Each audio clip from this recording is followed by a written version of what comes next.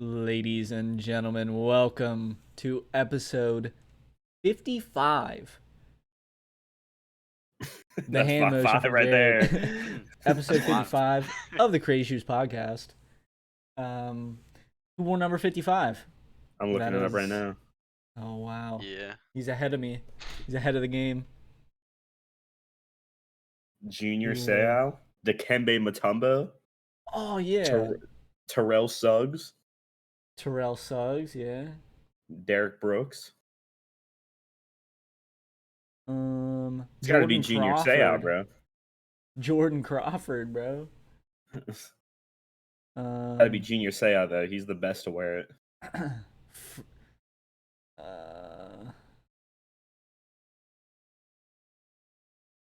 uh, I'm looking for some Lance Briggs. He's a Jarrett dog, Jack, bro. Jared Jack is a goat. but it was only when he when he was on the Knicks. No, it doesn't matter. This is the Jared Jack pod for sure. Etwan Jason Moore. Williams wore it. Oh no, it has to be the Jason Williams pod then. This- It's got to be the Jason Williams. Joakim yeah, Noah, he Duncan he One of the greatest Robinson, passers of all time. Wally Zerbiak, Jeff Teague. Willie McGinnis, Roy Hibbert. Dude, it's the Jason Williams pod. It's the white chocolate pod. Oh, Mark, do you know who I was thinking of? The Steelers player that wore it? Who? It's fucking Joey Porter. Oh, Ah, I completely forgot about Joey all Porter, bro. right. No The bullshit. Jason Williams pod. Logan, Cowboys legend Leroy Jordan wore it. Hey, dude, he made What 5 Pro Bowls, bro. First team All Hey, Pro in 1969. there you go. a He won dog. Defensive Player of the Year in 73. Damn. All right, the Jason Williams pod. What happened since the last podcast? I wasn't in the last one, so I don't know. Yeah, it was just me and Jayden, so you guys have no clue. I don't think the Obviously, the finals had finals. started yet. No, the finals didn't even start yet because the Hawks Bucks was still going on. Suns are up 2-0. They are getting They're losing right now. Yeah, they were getting smoked at halftime. Is it close now? It's 70. They're only down 9. Okay, that's not bad. But either way, they're up 2-0. Who knows? I think definitely if they win this game, I don't even know if it'll go 5 or 6. It might just end in 4. Maybe Really could. maybe the Suns will just give them one so they can win it on their home floor. That is true. That could happen. But I don't see it being like the most competitive series there is. No, It because could the be. Suns have won pretty handily the first 2 games. They've won Yeah. pretty convincingly. Other than that, I really don't have much to say on the finals. Me and Jayden kind of called that DeAndre Ayton was gonna go off. Dude's Gonna an torch animal. Brook Lopez. Yeah. Pretty much most of what we said that was going to happen happened. So it's just a premier sports podcast out there. So you know how I said I was in that class? I literally said in this series, like in the class, I was like, bro, in this series, I was like, Brook Lopez is a defensive liability. They're like, nah, bro, you're tripping for that. I was like, what? This dude sucks. All he can do is like shoot jumpers and shit. Dude yeah, can't play the he went big in game 1, like scoring wise, but he just got bodied, bro. Mm-hmm. He is not the greatest man on defense. Bro. Devin Booker went off in game 2. I was watching that shit. He Yeah. went like 7 for 12 from 3. Something that I wanted to get into here. There's actually a couple things that we'll kind of drift into as we go, but this first thing was something that I I've seen 1,000 times in the past 3 days for some odd reason. People are bringing it back up. They're bringing up the graphic of James Harden versus LeBron in the 2017-2018 season, the season where James Harden won MVP. And they're bringing up this graphic where it shows their total stats, their total points, assists, rebounds, games played, and then their field goal percentage. So 5 stats that why those 5 particular stats? Probably because LeBron was ahead of them in all 5 of those specific stats. So they're like, "Oh, this is going to make LeBron's case look so good." I saw multiple times people saying that it was the biggest robbery in sports history. Not just basketball, not in the past decade, all time, all sports. Now, I am not hating on LeBron here. He deserves the MVPs that he has and probably some more. Yeah. But people need to understand what stats people go off of when they're picking MVPs. Because points per game, I remember this. For some reason, I remember actually seeing this in 2018 when it came up. Yeah. But the averages per game, James Harden averaged more points per game than LeBron, like in that season. So he averaged more points per game. LeBron just played. He played more games. Obviously more games. He played 10 more games. 10 more games, which missing games can hinder your MVP chances, but it's only 10 in an 82 game season. Like that's pretty average for a lot of players. And that's really good compared to some players like Kawhi. Yes, yeah. That's probably why Kawhi will never win an MVP, is because he doesn't play enough. That's why in the playoffs he fucking sucks, because he literally doesn't play. That's why he gets injured. Honestly, that's why I think a lot of people get injured. What? Because they sit out a bunch of games? They sit out a bunch of games and then they decide to go play 48 minutes a game in the playoffs. Yeah. Like players in the 90s weren't getting injured like that, and they were playing every single game. Mm-hmm. It's literally probably just because their body was used to like the actual game physicality and intensity. Yeah. All right. So I'm going to get into some actual stats that, they would go off of for the fucking award, not just total stats. Because in any other graphic that you've ever seen comparing MVP candidates, they never bring up the totals. It's always averages. Yeah. Always. Yeah. I mean, that graphic was totals, not averages.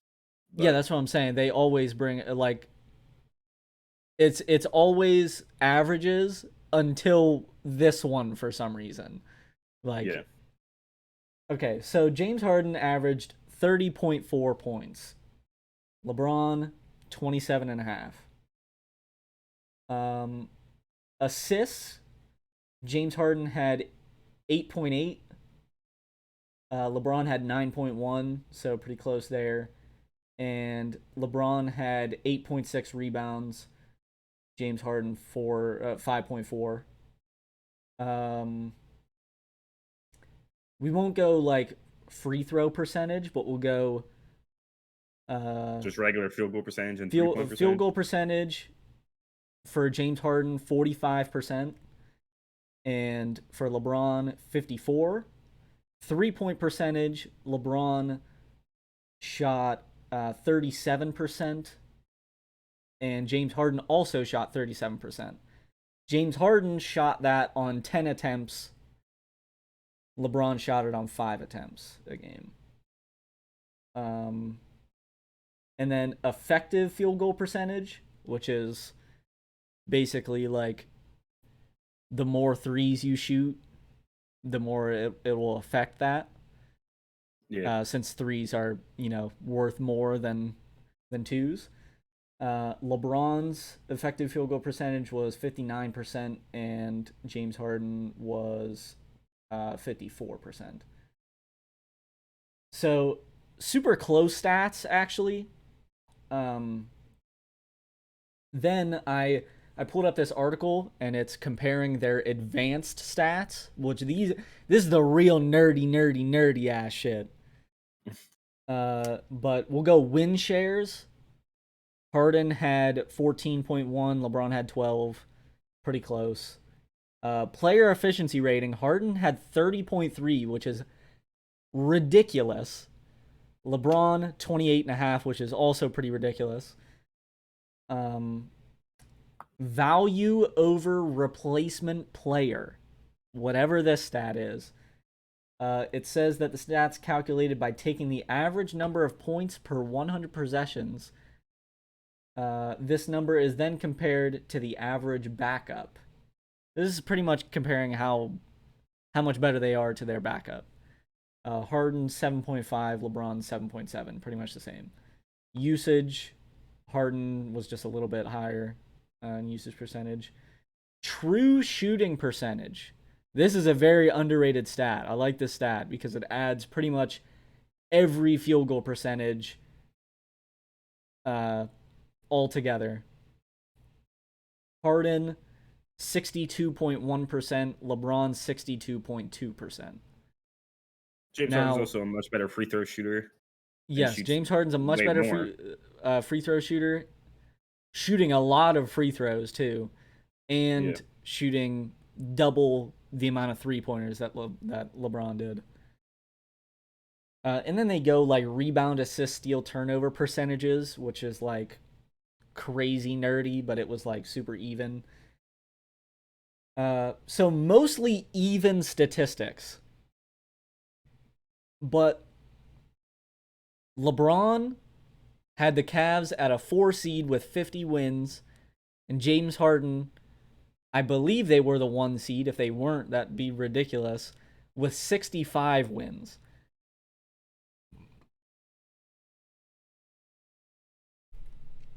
Well, it's obviously not the biggest robbery of all time. Did LeBron deserve it?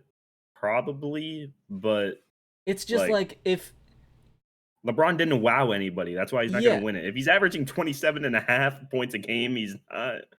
Yeah, and it's like it's very close stats all around. And James Harden's team had fucking 15 more wins. Yeah. Who do you think they're gonna give it to, dumbass? Everyone knows LeBron's the best player in the world, but if James Harden is leading his team to 15 more wins and is averaging more points, but like everything else is pretty damn close. Is that the Chris Paul year too? Did he have Chris Paul? Yes, I believe so. So that was the year that they actually almost went to the finals. Yeah. And that shit would have actually been crazy if they did, bro. That shit would have actually been wild. Yeah. Plus, they were one seed in the West too, and that's the tougher division to play, I guess. I definitely think James Harden deserved it.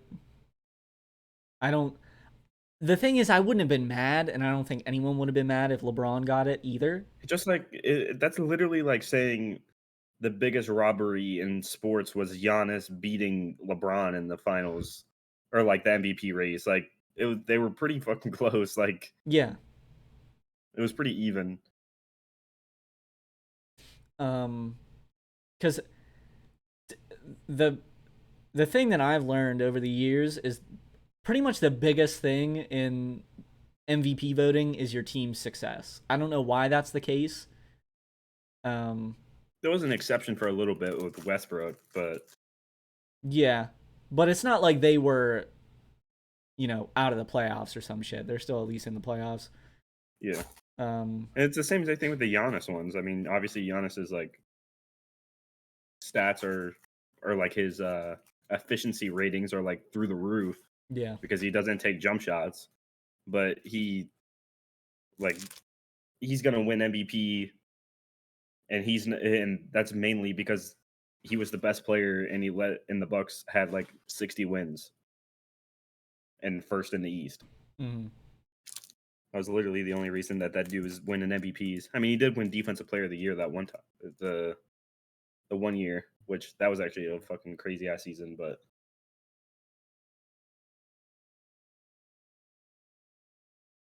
okay,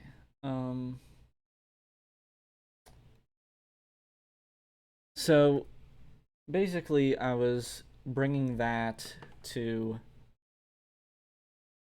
another point here. Since people want to pull up the total stats instead of the averages and stuff to determine who wins MVP, there was a Twitter reply that I saw to one of these that pulls up. I believe these are 3 years that LeBron won the MVP: 2010, 2012, and 2013. I believe he won all 3 of those years. And all 3 of those years, Kevin Durant almost completely washes his ass in all total stats. But LeBron got the MVP because he probably deserved it. Yeah. Like, even though KD is beating him in a lot of total stats, it doesn't mean that much. People think it means much more than it does. It's crazy to me.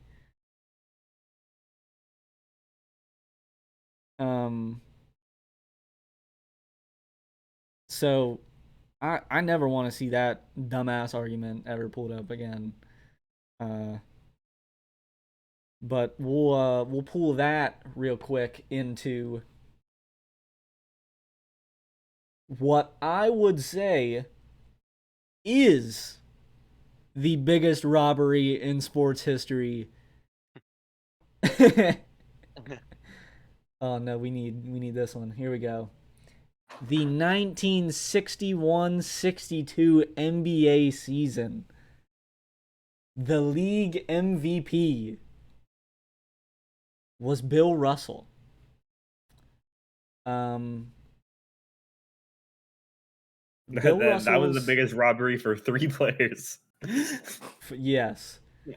So Bill Russell's stats that season, the 61-62 season. He averaged 19 points, 24 boards, 4.5 assists.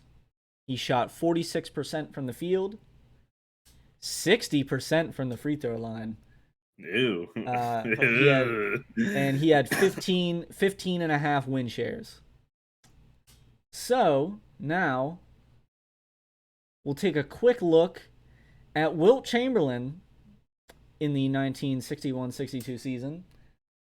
50.4 points per game, 26 boards, 2 assists, 61% from the free throw line. He shot 50%. He probably averaged somewhere around 15 blocks a game. Yep, they were not tracked, but yes, he definitely did. He averaged over 48 minutes a game. That's ridiculous. That's 100% the only time that'll ever be done. But he led the league in win shares that season with 23. 23. Bill Russell had 15 and a half. He beat him by 7.5 win shares. That's a lot, bro. That is a very large margin. But also, Oscar Robertson that season, 61-62 season, 31 points, 11 assists, 12.5 rebounds. I actually didn't think he averaged that many points. Dude, that dude was dogging. Man was getting buckets. Shot 80% from the line, 48 from the field. 44 minutes per game. These dudes were running, bro. Yeah. These dudes were moving on the court. Let me see how many win shares he had. He had 41 triple doubles that season. Jeez, man. I wish that record still stood. I wish that record would never get broken, but unfortunately, Yeah. But hey, the fact that he didn't, the fact that he didn't win that, win an MVP in the first ever season that's anyone averaged a triple double, and he didn't win it. That's actually kind of ridiculous when you think about it. The thing is, he didn't win it, and he shouldn't have won it, because Wilt should have won it. Yeah. Imagine being like the first ever dude to average over 50 points a game, and you didn't. Dude, he had 15.6 win shares. He had more than fucking Bill Russell, too. Dude. And then for the third robbery of that MVP. yes. So another robbery that season. Let me find them. It wasn't like a. I guess it wouldn't be a robbery. It wasn't a robbery. Like, it was a debate. Yeah, because he didn't play that many games that season. He only played 48 games, and everyone else was playing like 80. But Elgin Baylor had 38 points a game, 19 boards, 4.5 assists, 75 from the line, 43 from the field. That dude almost averaged 40 points a game. That boy was getting buckets. And he had only 8 win shares. So, well, I mean, he didn't play that many games, so you can't contribute to that many wins. Yeah. Yeah, that dude was getting buckets, bro. Oh my god. Dude, I wish I could have watched that season. Yeah. Dudes were going nuts, bro. Like, that's ridiculous. But you got to think, like, what the fuck was the comp like? There were 9 total teams in the league, and there was obviously who was Wilt playing on at the time? Philly. Yeah, Wilt was with the Warriors. They went 49-31. So there was the Warriors, the Celtics, the Lakers, and the Royals. Yep, the Royals. Were those 4? Were the other 5 teams just garbage? The Chicago Packers went 8. They went 18-62. Oh. Holy shit. The St. Louis Hawks went 29-51. The Detroit Chicago Packers. The Detroit well, they Pistons were definitely went packing their bags after the season because they weren't going to the playoffs. Packing their bags. The Detroit Pistons went 37-43. The New York Knicks went 29-51. The Syracuse Nationals went 41-39. So they were alright. So Elgin Baylor's team, the Lakers, obviously he only played half the season, but they had the best record in the West. They went 54-26, and then the Celtics obviously had the best record in the East. They went 60-20, and then the Warriors went 49-31, like I said. And the Royals were second in the West. They went 43-37. So those 4 players were in the top 4 teams in the league. Not surprised. I know the Chicago Packers ain't got nobody up there. But this goes back to the argument that we were just talking about with LeBron and James Harden. The more your team wins, the better chance you have of winning the MVP. Bro, Bill Russell did not deserve it at all, but they won 60 games, so he got it. It's just like you could literally say the same exact thing this year with Chris Paul. Like Chris Paul had no business being in that race. Oh yeah, not at all.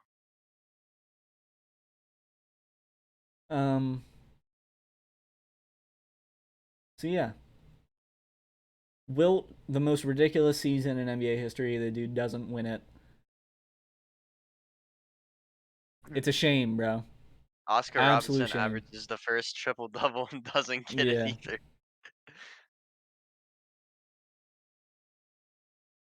that dude Oscar Robertson was like, "Yo, we got the Chicago Packers next. That's an easy ass triple double.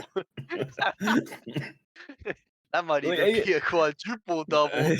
Coach, who we got next? Oh, we're playing Chicago.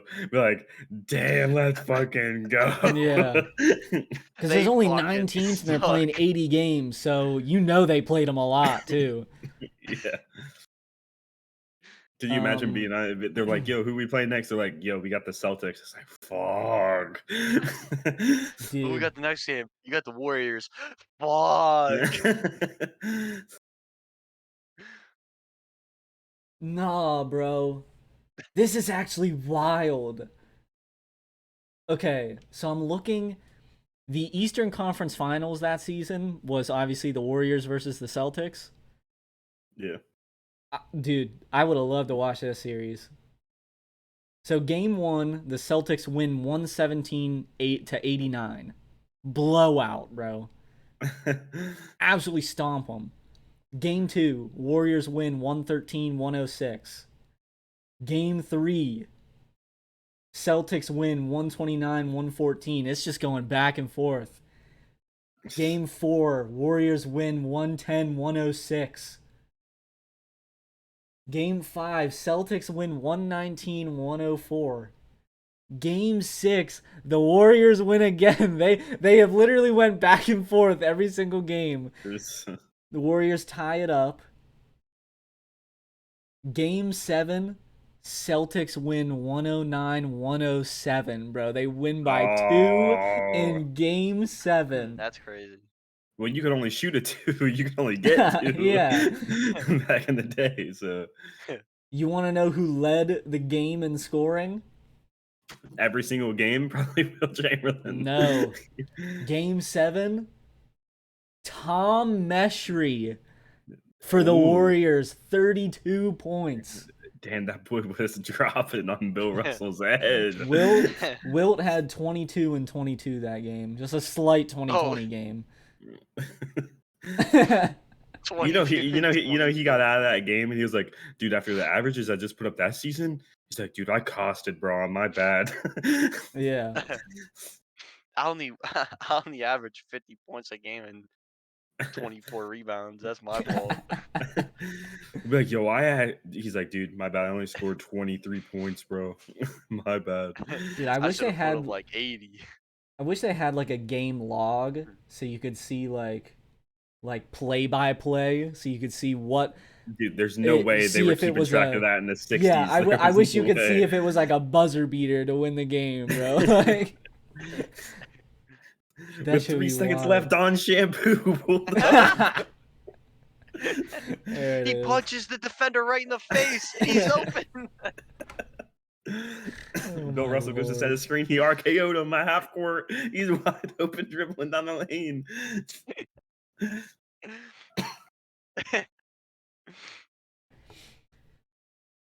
Okay, so pretty much the other spot that I wanted to take this podcast, I didn't want to talk about it for too long. But I've been seeing a bunch of shit talking about Westbrook versus Curry, and then I obviously sent that one thing saying that like Russell Westbrook isn't a top 5 point guard all time. He's not even top 10 or some shit. And then Shaffer's dumbass comes out here and says that Penny Hardaway is better than Russell Westbrook all time. He said that Russell Westbrook wasn't. He said that every single person that on that list, except for Tony Parker, was better than Russell Westbrook. Yeah. So let me I'm pulling up Russell Westbrook real quick on Basketball Reference. I gotta find the second tweet now. Yeah, let's going back to the tweet real quick. I just also thought it was funny that for some reason Shaffer said that Tony Parker was the exception out of all of his players. Okay. So the original tweet here is Don't know who needs to hear this, but Steph Curry is not a top 5 point guard of all time. and this dumb bitch takes Magic, Isaiah. So Magic at 1, Isaiah Thomas at 2, Walt Frazier at 3. Walt fucking Frazier. Oscar Robertson at You 4. tell me Walt Frazier's better than Oscar Robertson, bro. Like, what? Chris Paul at 5, Russell Westbrook at 6, Tony Parker at 7, and Penny Hardaway at 8. And then she says, I'll take these guys over him 100% and don't bring up rings. Fucking retarded. So then I was like, I said this. I said her list was busted the second she put Walt Frazier at 3. And then proceeded to not have Stockton, Nash, or Jason Kidd in the top 8. Tony Parker and Penny Hardaway, I've never even heard put in a top 10 point guard argument. The only one would be, well, definitely not Penny Hardaway. Yeah, not Penny Hardaway at all. Not even close. No. That dude's name doesn't even get brought up. He only had like a couple good seasons, so. So then, for some reason, out of all that, Shaffer decides to take the conversation and says, Westbrook is nowhere near a top 10 point guard of all time. What the fuck are you smoking, bro? So then that just 6. Yeah. So that was gonna bring me to this. Well, we talked about it a little bit off the podcast, but we need to make the definitive courageous shooters top 10. We don't need to do 10, but like we could do like 8 or something. Top point guards of all time. All right. And before we even say anything, Steph Curry's better than Magic Johnson. I think we've all gotten to that point where we just agree on that. Well, I mean, it's obviously anybody that, dude, it's the same exact shit with fucking like LeBron and fucking Michael Jordan, bro. It's literally the same exact shit. It's like if you watched Michael Jordan play, then Michael Jordan's the best. And if you didn't watch him play and you only watch like Kobe and LeBron, then you're gonna say LeBron. Like, I hate when people sit there and put Magic Johnson like at number 1, and they're like our age. Like, yeah, they're just like, oh, Magic Johnson's definitive number 1. Like how the fuck do you know? Like, I'm sorry. And they're like, dude, just look at the stats. It's obvious. I'm like, well, I can look at the stats and say Russell Westbrook's better than Magic Johnson. Yeah, exactly. I can look at the stats and say fucking Oscar Robertson's better than Magic Johnson. Mm-hmm. Yeah, I'm sorry. You have to. This dude is literally the greatest shooter of all time, and you're not gonna put him in a top 5 at his position. Maybe the most efficient basketball player ever. Not to mention I think his handles are crazy. Dude's playmaking is amazing. Dude's just like a great overall fucking player. And she really had the audacity to say that like Penny Hardaway and Tony Parker are better than him. If people are worried about you more with the basketball outside of your hands, you're doing something right. He's getting double teamed and he doesn't even have the basketball. Like, what? I do like Tony Parker though, bro. All right, well, revolutionized Curry and Magic 1 and 2. Yep. Number 3, Isaiah Thomas. Isaiah Thomas at 3. I think Isaiah Thomas is low key the most underrated. Like, people like to put him either outside the top 5 or like at 5. Hell no, you are at 3. Yeah, Isaiah Thomas is a dog for sure. And then Oscar. Oscar at 4. I'll put Oscar Walt 4. Frazier. So Oscar 4, and then I would put Chris Paul. Yes, Chris Paul at 5 for me. Yeah. And then Russell Westbrook. I low key want to put Nash. Like I so want to put Nash, Bro, I'd put but I I'd put Kid over him too. over Russell Westbrook. That's what I looked at the other day when we were, when this was all happening in the group chat. I Yeah. like kind of compared the two. I would personally put Russell Westbrook over Jason Kidd at this point. I'm confident in doing that. It's still close to me. Yeah, wherever you But- put Russell Westbrook, Kid is right after, or if you put Kid, Russell Westbrook's right after. Yeah. Like Yeah. they have to be back to back. Yeah. Unless I put Westbrook at 6, and then it would be Nash and then Kid. But Yeah. So I don't know. It's just like Nash low is key. just efficient as hell. Yeah, he killed Yeah. he killed his like, super good career by like in the last few years because he was just kind of a role player. Yeah. But dude, that's the same thing with Jason Kidd also. Yeah. But like, bro, that dude, he's probably the most efficient player in NBA history, other than Steph. Like, Yeah, it's him. those I'd two are say- right there. Between him and Steph. But So- wasn't he almost averaging like career average like 50, 50, 90 or some bullshit like that? 50, 40, 90. I think 50, 40, 90. I'll actually look up his. I think he does have a 50, 50, 90. No, bro, there's no fucking way. You don't think so? That boy was a sniper, bro. This dude, No, this dude I think pulls it's- up. I think Yo, he it's- was a 70, 70, No, 90. I looked it up the other day. I believe his career field goal is like 49 point something, so it's close to 50. Oh, yeah. Okay, yeah, damn. it's 49, 43, 90. Damn. So it's That's close. still like God, And then- that's still godlike. And then Yeah. if you look up Steph currently, he is 48, 43, 90. So Yeah, he's so right very, there with very him. similar. So pretty much It's literally directly dead on, close. So Westbrook career averages right now are 23, 7, and 9. 44% from the field, 79% from the line, 31% from 3.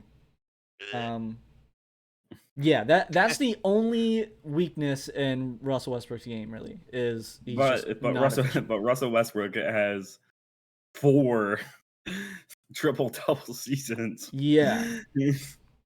Yeah, like you can't undermine that part of it. That's why I that's think why he's yeah. probably I want to put Nash over him so bad, but he's probably at 6, bro. Yeah. So Well, the I only don't know. thing that hurts Westbrook, in my opinion, is the fact that obviously he can't shoot threes as well. Like he's not a very efficient shooter, and the fact that he just can't make it. Like he can't make it to the finals and like actually win him Yeah. because he's not like a necessarily like I guess like a team player. I guess No, he's Mhm. definitely not a team player. So that's the one thing that kind of holds him back from me. yeah, it's pretty tough. I think Westbrook and I guess Nash are super close. Yeah, because I guess what I'm trying to say is he doesn't have like like Stockton and Kidd and Nash. They all had like a major like positive influence on your team, and Westbrook I just don't think has that as much as they do. That's why I Yeah. think it's kind of See, hard to rank them. Stockton is such a hard one for me to place. But his Because- playmaking is overrated as hell. But also, like, his career stats and everything are fucking wild. Yeah. Like, his stats are crazy. Well, But- he would 100% be after wherever we put Kid, or like Yeah. wherever we put Kid, Stockton would literally go the very next one.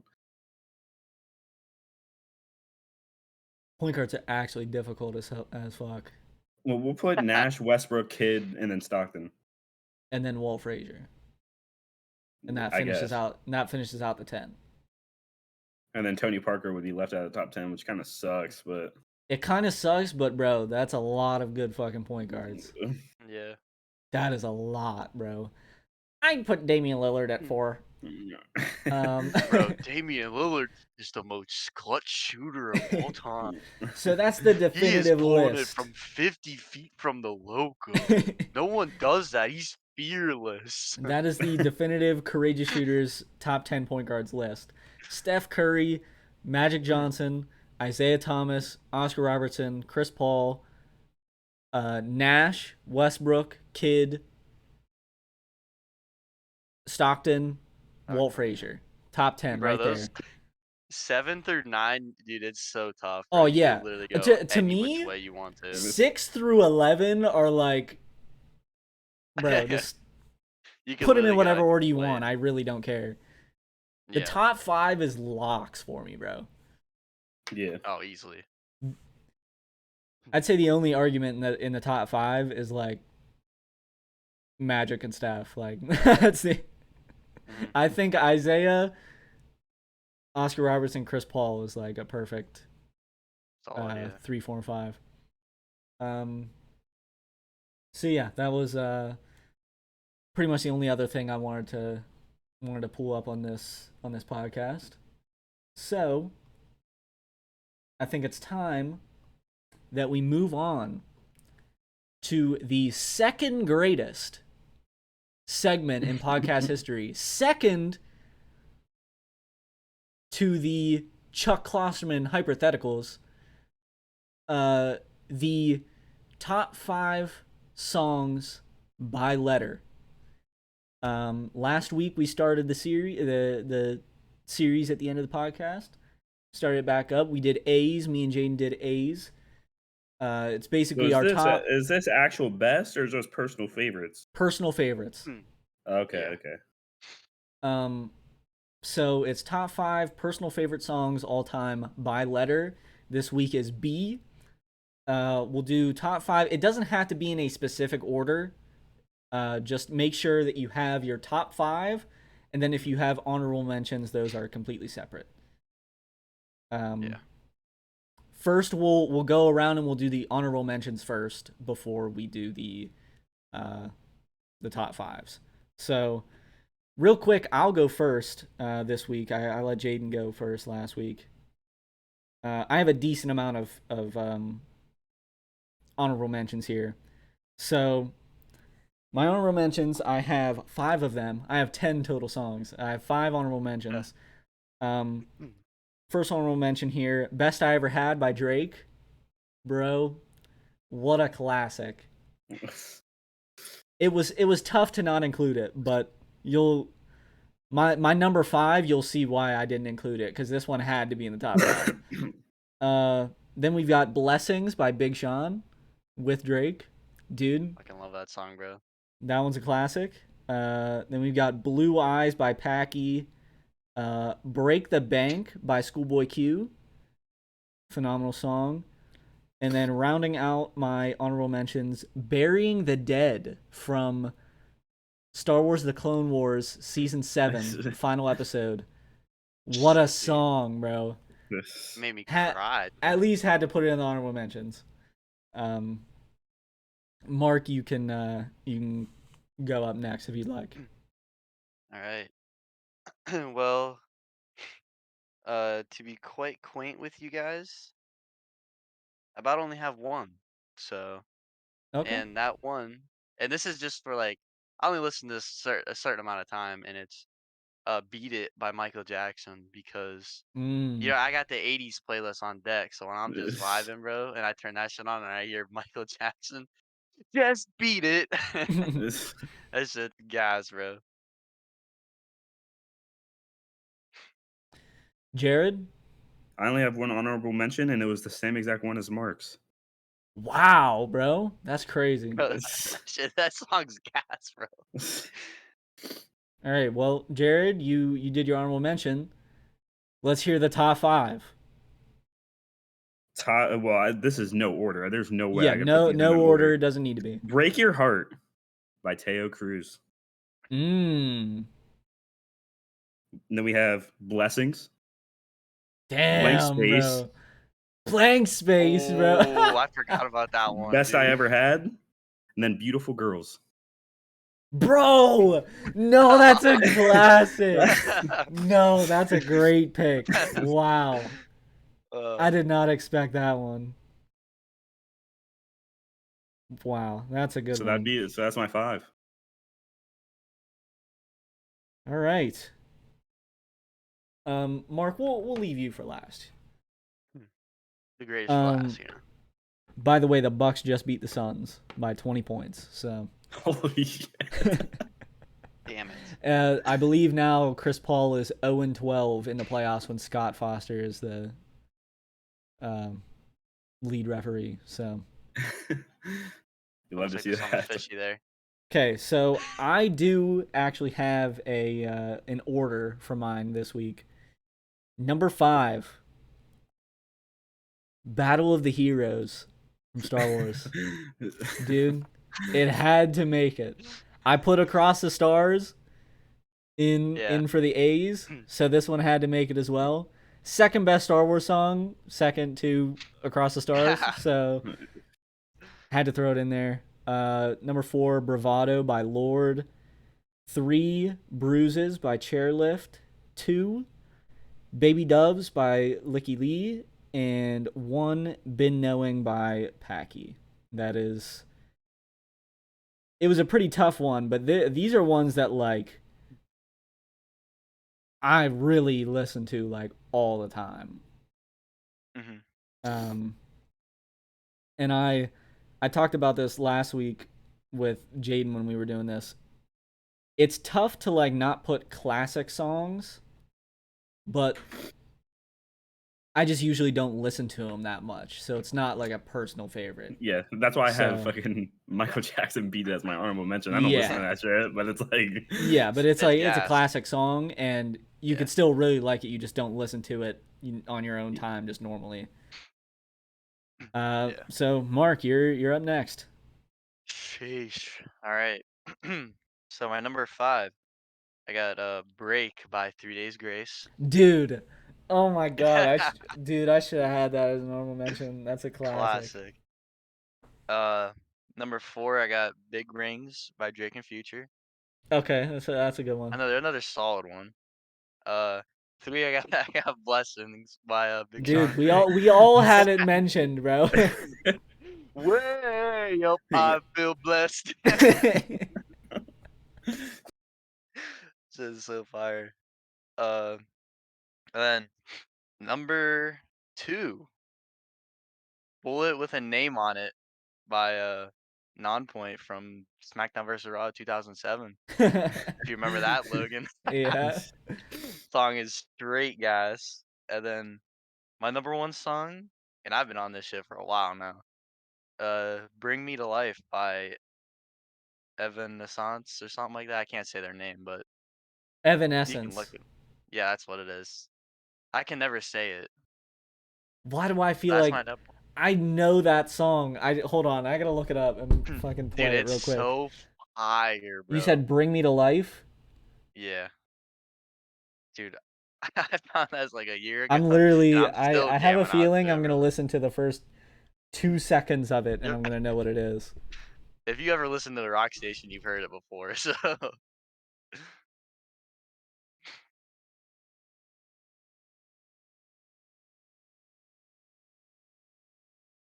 Oh, yeah, that's a classic, bro. Okay, it's I figured so it good, was. bro. Yeah. I got you I on fuck that. with that song heavy, bro. It's so Bro, good. I don't know if you've ever seen the music video, but that's what I just pulled up. That shit is weird. Bro, it's hella weird. So I never understood it, bro. But But yeah, that'll do it for this. Hey, another honorable mention, Beautiful Wonderful by Packy. Okay, yep. Yes. I thought about throwing it in there, Yes. but we'll close out the pod on that. Our socials are up on the screen. Damn, bro, we are getting good at this. Only 55 weeks in, we're getting good at it.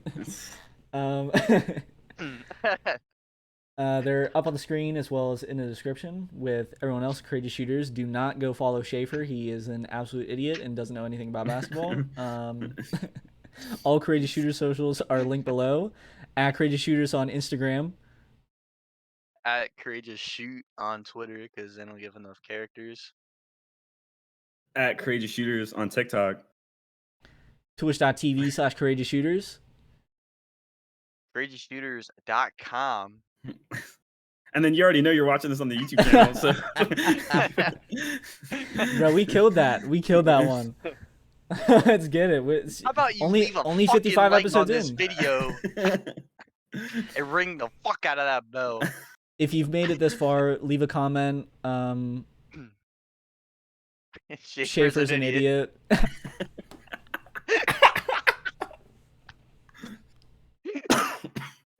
And he knows nothing about basketball. So. Oh, that's great. Yep. So leave that comment. Hit the bell. Hit the subscribe button. Hit the like button. Punch hit the that dislike shit. button. Just hit every single. Punch the shit out of it. Just literally take your fist and put it through your monitor. Just put a hole straight in the center of it. Other than that, I got nothing to say. Mark, what do you want to send us out on? Dustin against Connor. What'd you say? I said Dustin won that fight against Connor yesterday. Oh yeah, when he broke his Sam ankle. There it is. Bro, your leg just doesn't snap like that, bro. That's fucking. Yeah, he had his ass leaning, so he made a he broke his ankle so hard he actually broke his ankle.